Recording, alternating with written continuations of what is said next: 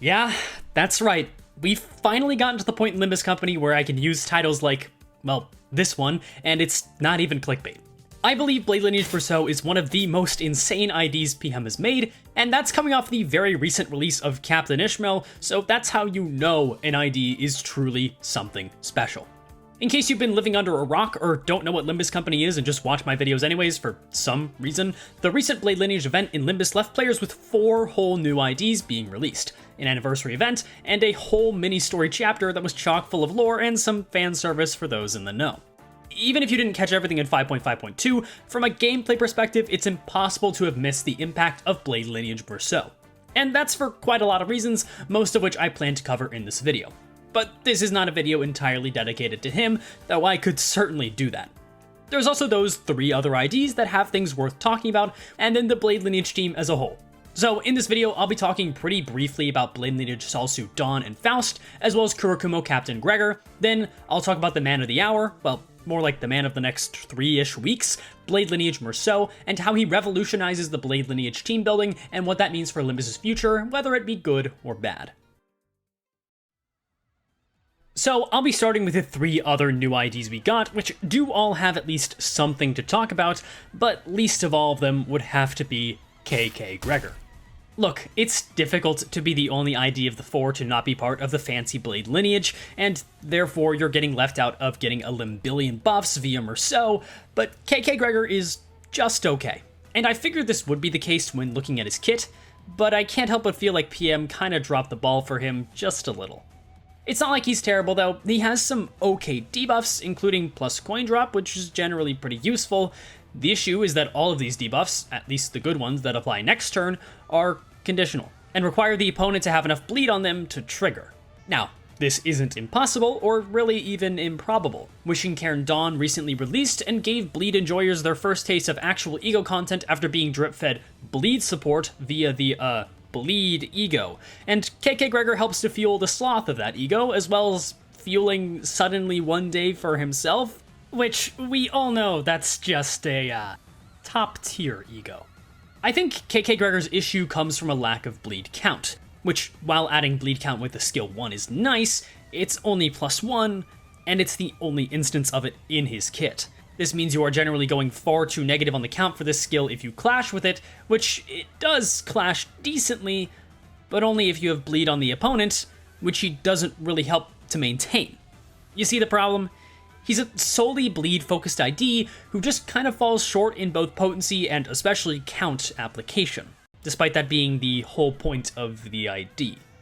Again, he's perfectly usable, but only just that, in my opinion. It really doesn't help that Gregor got another bleed ID during this same season with Pirate Gregor, who is pretty much a strict upgrade for bleed simply because he has Poise and Pride, which are now both supported to the teeth. So having those in your kit is pretty much an innate buff because it has good synergy with other bleed IDs.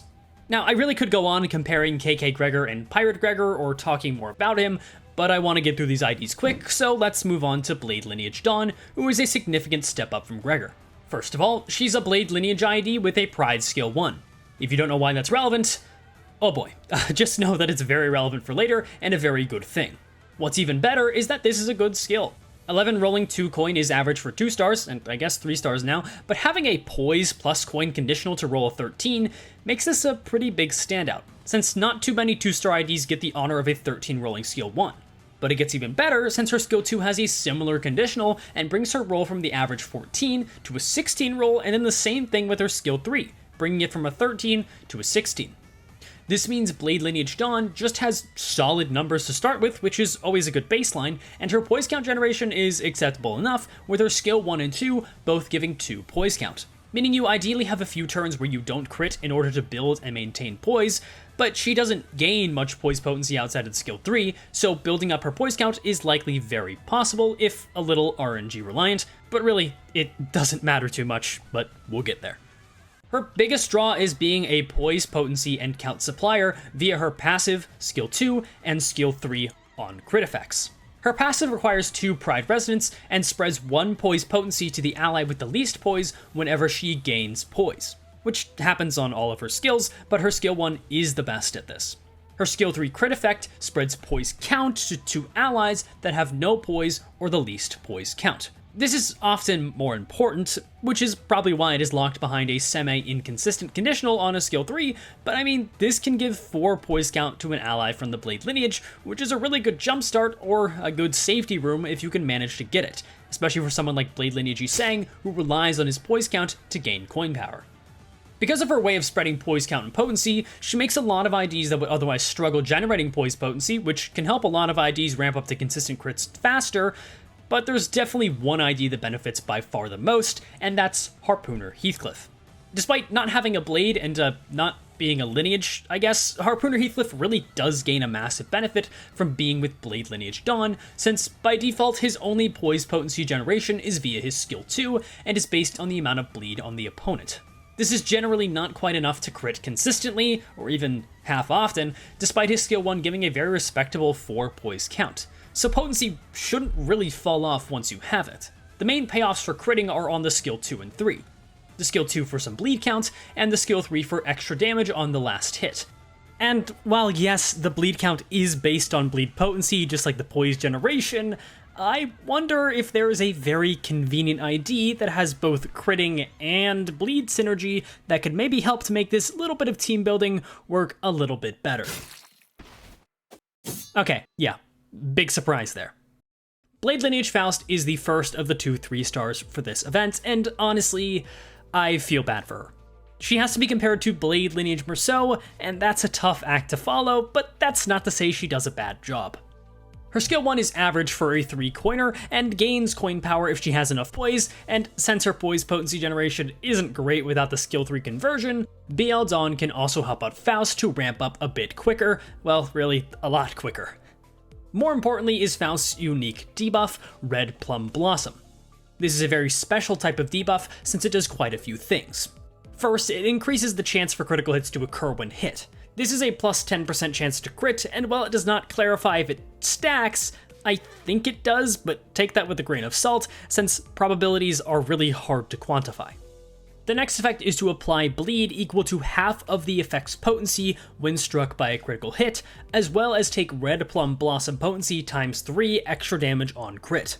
One thing to note about this that the game doesn't tell you, the bleed appears to be rounded down, meaning 1 Red Plum Blossom will not give you 1 bleed when you crit, which is a pretty unfortunate cutoff, and often made me question if the debuff applies bleed at all. The last thing to note here is that Red Plum Blossom reduces by 1 whenever they are crit, working as a semi-decay mechanic. Faust inflicts Red Plum Blossoms with all of her skills to some extent. Her skill 1 on the last coin, her skill 2 on the second coin, and the skill 3 on both coins.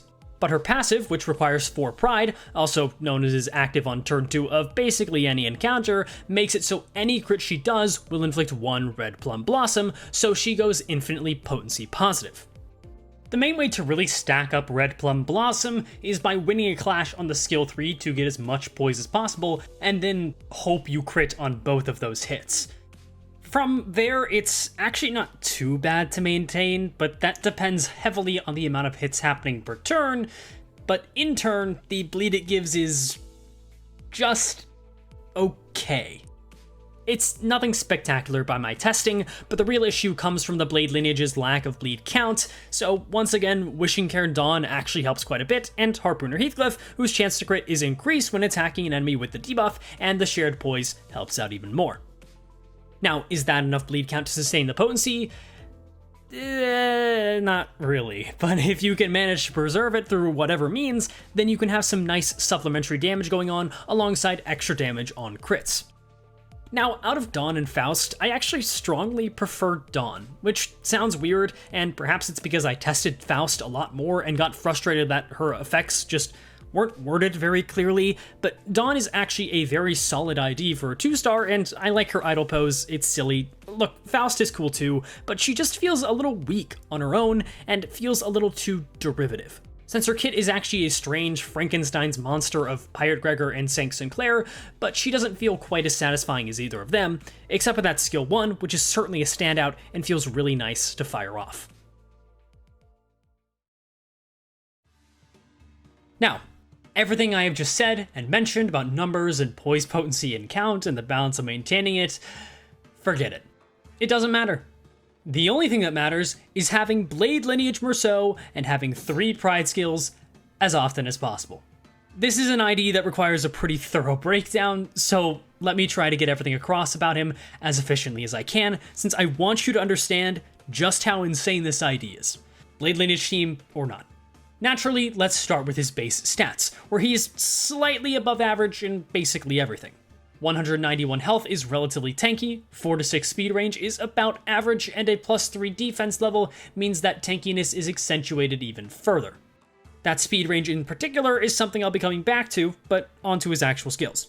His skill 1 and 2 are both Pride, meaning 5/6 of his Sin generation is Pride. Well, really a little bit over that, but about 5/6.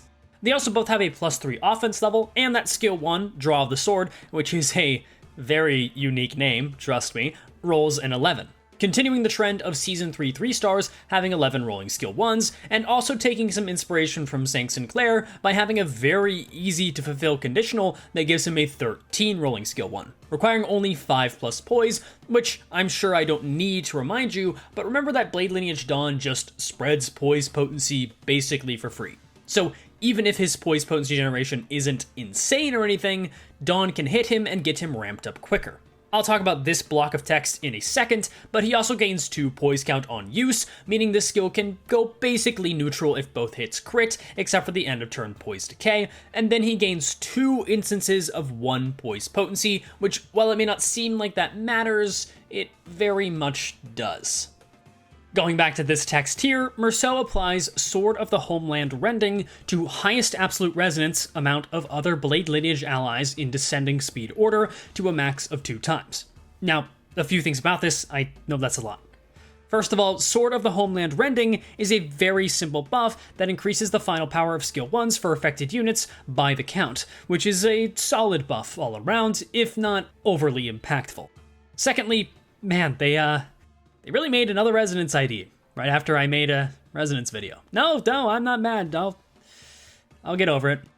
Regardless, this will almost always be Pride, but it is nice that it gives you the option to make any other kind of Resonance if you somehow have a Wrath Absolute Resonance lined up.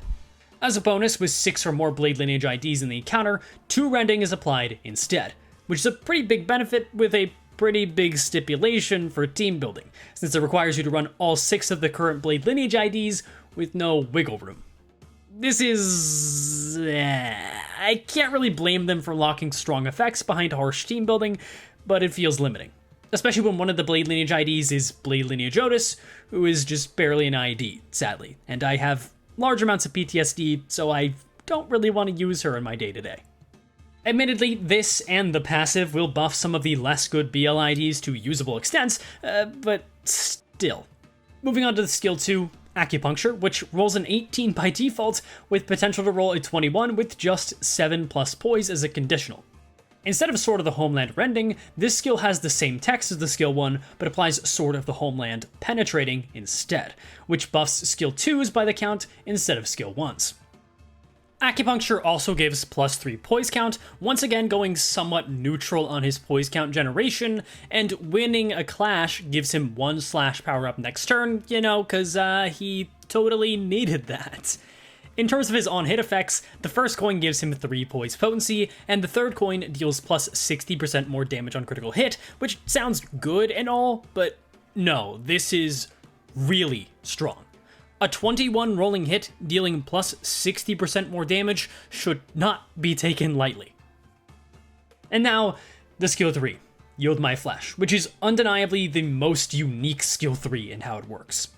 This is a negative coin skill on an otherwise positive coin ID, meaning this will basically always and very consistently roll a 12 in clashing, and it also gives him 3 aggro next turn, and until the skill is over, he cannot be staggered from taking damage. While that sounds fine, the real power shows here. When hit after losing a clash with Yield My Flesh, to claim their bones is used. The clash lose agenda is pushed further by the +0 offense level on this skill, his only skill to have a only neutral offense level, and the way he simply does not consent to being staggered while this skill is still in use, which seems to be until the enemy finishes their skill against him. In case you do win with Yield My Flesh, it's an alright skill, I guess, with potential to deal a whole bunch of extra crit damage and regular damage based on poise potency and missing health respectively, yada yada, who cares, it's a single coin skill, so it's not nearly as much damage as this behemoth of a skill. To claim their bones is a 4 coin, 20 rolling skill. Not that the clashing would matter since you can't clash with this, but it also has a plus 5 offense level, just in case the extra damage bonuses aren't going to be enough for you. Attack weight, to a total of 3 attack weight, since every skill has at least 1 attack weight to start with. I shouldn't have to explain why potentially tripling your damage is good, and I won't. This has some similar descriptions to Yield My Flesh to an extent, dealing the extra crit damage based on potency as well to a max of plus 80% more damage on critical hit and plus 24.9% more damage based on missing HP, which just isn't quite worth being on death's door for, though Blade Lineage Meursault has his ways to get down there. And then the kicker. In case you thought, man, what if I'm fighting an enemy with only 1 body part? I can't get my attack weight value. Well, Meursault likes to pretend that the enemy has another body part that he's hitting by dealing plus 100% more damage to single targets. Yeah, double damage. Meaning it's not completely out of the question for you to be dealing plus 200% more damage with every hit of this skill, assuming you are critting 4 times and are on low enough HP, which honestly isn't even that hard.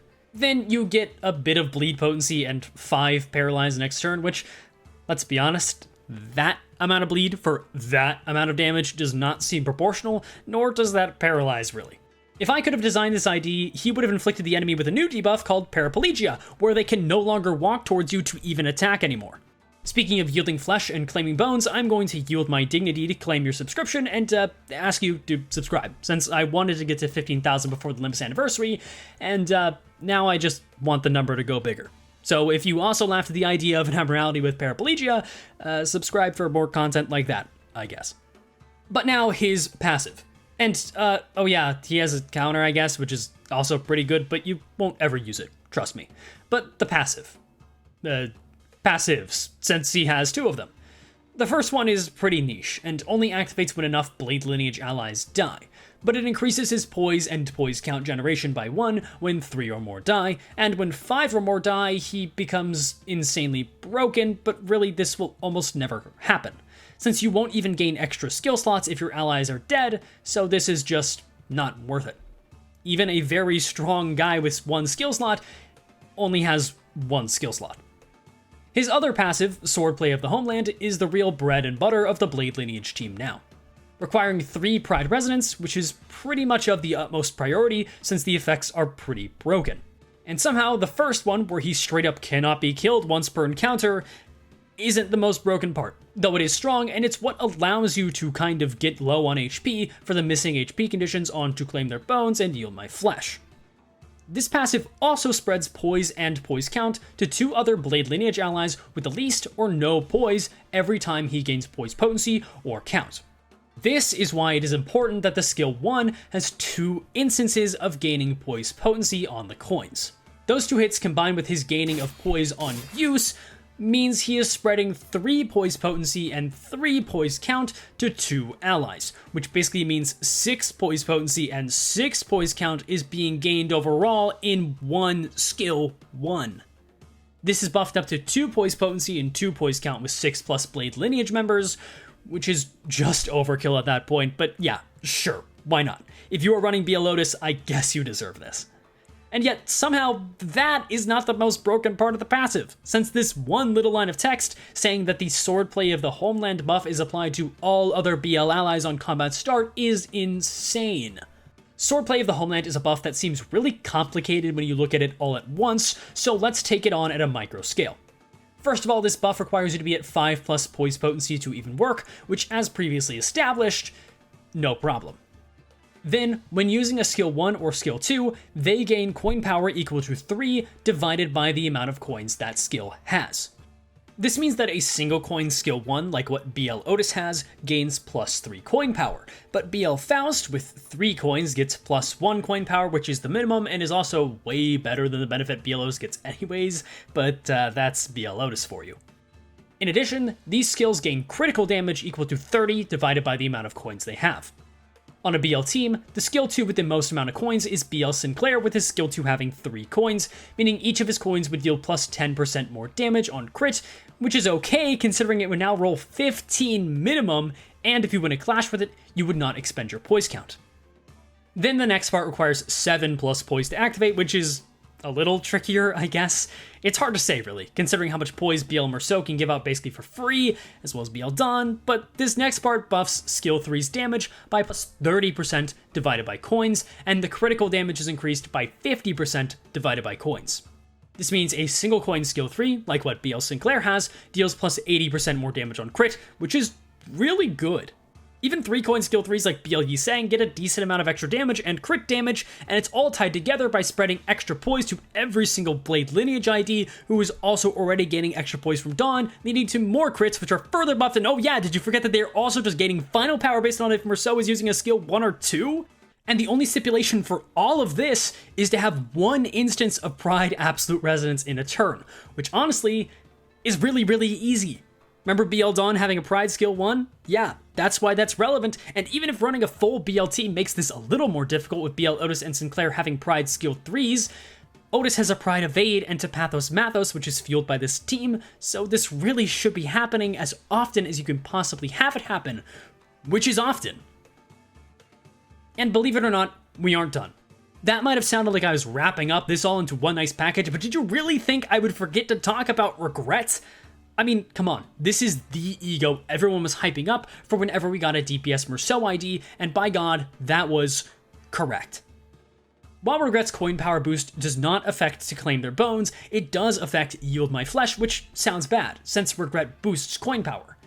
Except, since Yield My Flesh is a negative coin skill, it makes the negative coin become a minus 10, while still lowering your base power. This means that it's more like you roll a 9 with Yield My Flesh, which is a lot easier to lose with, which is great. Even outside of that though, Regret just boosts your skills by default, making so your skill 1 can roll a 16 with 2 coins, and your skill 2 a simply ridiculous 26 roll, and adding on the fact that you can gain slash power up for winning clashes with your skill 2 or with your counter, which don't forget your skill 2 also deals plus 60% more damage on crit on the last coins, and add on the fact that you can get back your base power by using Capote and having enough enemies targeting you, and by God, this ID is fucking broken. Okay, I've calmed down now, but I hope my impassioned ranting got my point across. But while you may understand why I think this ID is really, really good, you may also be saying that very strong numbers aren't changing the game. And you would be correct. That isn't what makes Blade Lineage Meursault a turning point of sorts for Limbus, nor is it why I use that phrasing in the title. What makes Blade Lineage Meursault such a standout ID is that he sets a precedent. Blade Lineage Meursault is the first ID to actively and very specifically and deliberately buff other IDs of the same faction. We have seen similar-ish mechanics to this, like Enfaust's Fanatic, 7 Heathcliff getting benefit based on the amount of 7 association members in the team, but nothing quite to this extent. And with this precedent set, Blade Lineage Meursault's mere existence begs a burning question. Who is next? What team will get their Blade Lineage Meursault next? I've already seen this sentiment become pretty widespread, and yeah, I don't blame people. It's an exciting concept that we could see some of the older or just worse IDs in the game getting a team leader to fix their issues. I think the way Project Moon went about buffing these older IDs isn't the best way possible, since a direct buff would be best, but I already accepted that wasn't going to happen in my Magic Bullet Otis video, so honestly, I'll take what I can get. And what the Blade Lineage team got was pretty cool, so if we see that for other teams, then hey, great. Speaking of that team, what does it consist of? Now, I know that sounds like a joke, since the most obvious team building play is just throw all 6 of them on there and call it a day, and yes, that will work, but for my money, I prefer a slightly different variation of that team. You remember how I mentioned the pride skills of BL Otis and Sinclair? While yes, they can be played around, spending resources on BL Otis is not something I can recommend. And while the +1 more final power from the skill 1 and 2, on top of the extra poise count, is a great benefit, none of it really matters if you aren't getting that pride resonance as consistently as possible. So here's my very unique and very creative spin on a Blade Lineage team. Drop Otis and Sinclair, add on Captain Ishmael and Harpooner Heathcliff. Thrilling choices, I know, but can you blame me? You probably saw this coming with how much I talked about Harpooner Heathcliff and how he synergizes nicely with Dawn and Faust, but he also has a Pride skill 1, and his first skill 3 coin power conditional can actually just barely be reached, with BL Dawn's skill 2, BL Yiseng's skill 3, and BL Meursault's counter / Captain Ishmael's skill 1. Speaking of Captain Ishmael, I mean, if you need to know why she's a prime choice here, just go watch the Resonance video, but unique to this team is that all of these skill 1s are really good, and a lot of them are Pride, meaning this Pride power-up is getting value 9 out of 10 times. Dawn's skill 1 spreads poise, BL Yiseng's is somehow probably the worst of them, but is still a strong single coin with poise count generation. Heathcliff's is obviously a great skill 1, Faust is a 3 coin skill, so while it's not Pride, it's lots of damage, and Meursault is really, really good. Since while we do sacrifice the extra poise potency and count he gives from 6+ BL members, hitting him with assist attack nullifies this downside entirely for turn, and this is why his middling speed range is about as good as it could possibly be for this. But of course, it will never be fully consistent. Most of all, this team has a ton of Pride. So not activating BL Meursault's passive, or hell, not getting assist attack to 100% proc chance, is kind of a challenge. Of course, this team does lack in Sin Affinity variety, but it comes at the benefit of consistency in several ways, and it is my personal favorite team to run BL Meursault on. Really though, just like I said in the Resonance video, anything can work. Even the most basic strategies like just having your neurons activate at the sight of color number 185186 and then adding that ID onto your team. But even if that much team building is too scary for you, yeah, just be boring and throw all of the Blade Lineage IDs into one team. Anyways, that's all from me. Thank you for watching, and I hope you look forward to a very interesting video that I plan to make in the upcoming weeks-ish. The Worst Team Railway 3 run has been a lot of fun, and I'm really excited to showcase my strategies for the fights while only using Zayn and Teth Ego and swapping between teams, but that's for later. In the meantime, this video ends now.